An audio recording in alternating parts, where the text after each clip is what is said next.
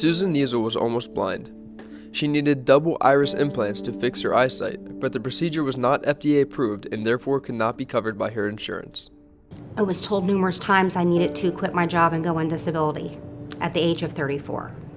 The Quentin Roosevelt chapter of the Lions Club found out about her situation and covered the cost to travel to Minnesota for an experimental eye surgery. She's one of the many residents of the Lebanon community that has been served by the Quentin Roosevelt chapter of the Lions Club. I could have never even dreamed of getting this without the Lions Club. She comes back and tells us it was wonderful. Thank you. I have my eyesight. I actually work with Mrs. Niesel, who sees today because the Lions Club helped her. So knowing that I was able to help her retain her sight is very, very special. The International Lions Club has focused on helping people with eyesight needs since its creation in 1917. It was a social organization for men, and one night one of the Lions Clubs had Helen Keller as a guest, and she challenged the Lions Clubs to become Knights of the Blind. The club is unique in that every cent raised goes to those in need. In fact, all money raised from the community stays in the community itself.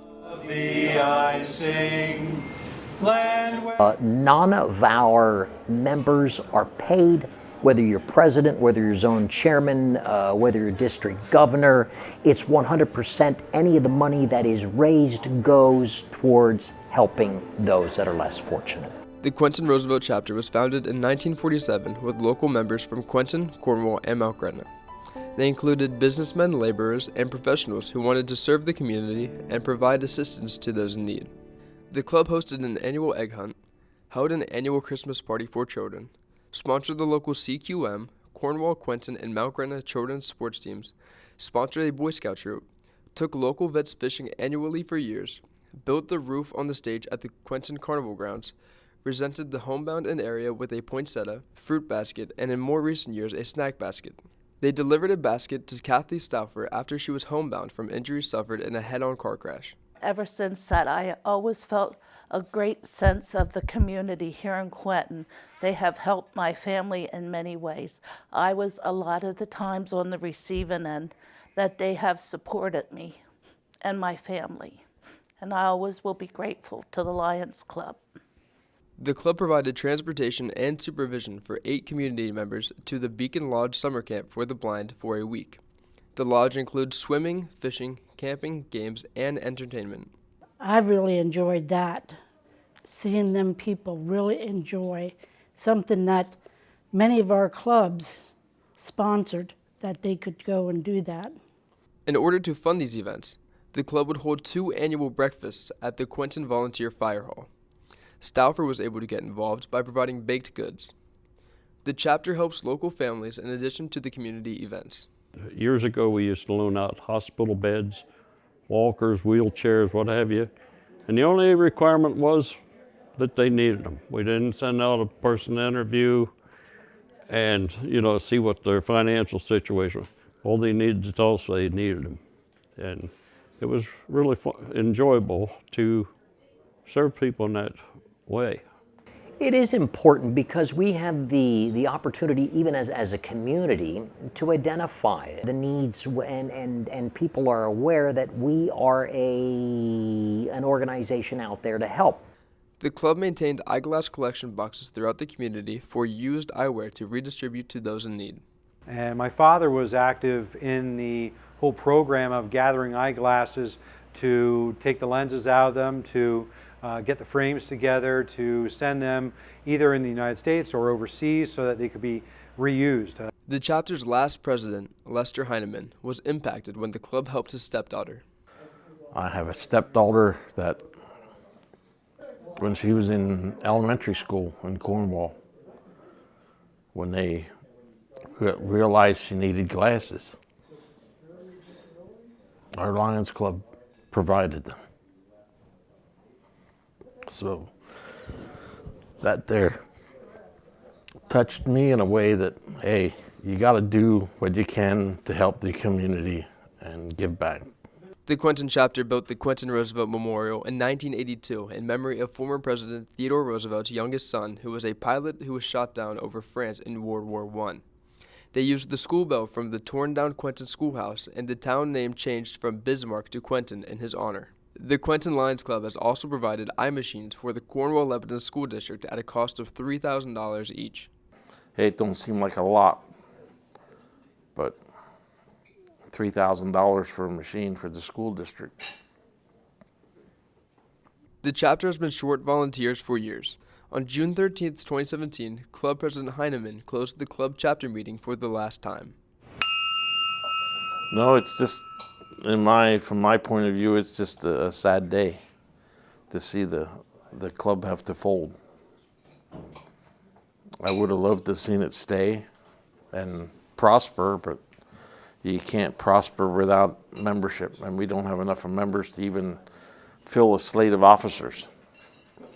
So that was the determining factor that we had to give to disbanding. Heineman was thrust into presidency when a former acting president resigned the year before he was elected.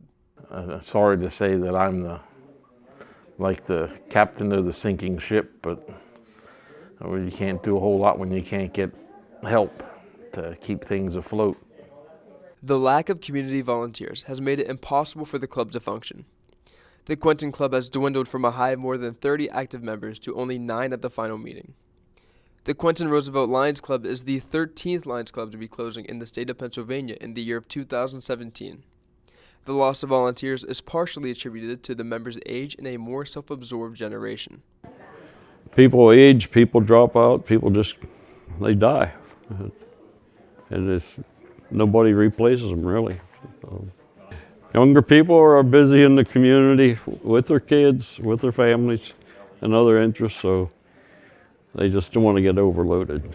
I am sad that it is closing, but I myself, I know I can't do it anymore. And I'm sure people are going to miss it.